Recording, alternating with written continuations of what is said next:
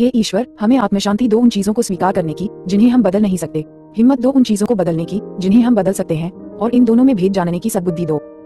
तेरी इच्छा चले प्रभु, हमारी नहीं। सिर्फ आज के दिन, अगस्त 24, ईश्वर की इच्छा की खोज। हम विशेष चीजों के लिए प्रार्थना करते समय सावधान रहना सीखते हैं। बेसिक टेक्स्ट, पृष्ठ 43। अपने एडिक्शन के दिनों में हमने आमतौर से अपने लिए ईश्वर की इच्छा को जानने और उस पर चलने की शक्ति पाने के लिए कभी प्रार्थना नहीं की। इसके विपरीत हम उस जंजाल से मुक्त होने की ही प्रार्थना करते थे जिसे हमने स्वयं अपने चारों तरफ बुन लिया था। हम अपेक्षा करते थे कि कुछ मांगने से ही चमत्कार होगा, पर जैसे ही हम 11वें कदम पर अमल करना शुरू कर देते हैं, हमारी उस तरह की सोच और प्रार्थना बदलने लगती है। हम अपने लिए जो आफत मोल ले चुके हैं उससे बाहर निकलने का एक ही रास्ता है, और वह ये है कि हम अपने से उच्चतर शक्ति के सामने पूरी तरह से समर्पण कर दें। सुधार में हम स्वीकार करना सीखते हैं।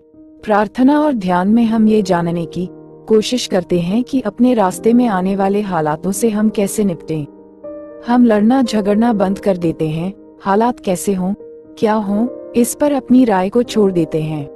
हम केवल और अधिक जानने के लिए प्रार्थना करते हैं और जवाबों को सुनते हैं। जवाबी संदेश कोई ढोल नगाड़े की आवाजों के साथ सफेद दूधिया रोशनी के साथ हम तक नहीं पहुंचते। अक्सर जवाब इस एक मौन विश्वास के साथ हम तक पहुंचते हैं कि हमारी जिंदगियां सही रास्ते पर हैं, कि हमसे बड़ी एक शक्ति हमें अब ठीक रास्ते पर ले जा रही है। हमारे पास विकल्प है। हम तमाम बातों को अपने हिसाब से चलने के लिए लड़ते झगड़ते अपना वक्त बर्बाद कर सकते हैं, अथवा ईश्वर की इच्छा के सामने समर्पण कर दें।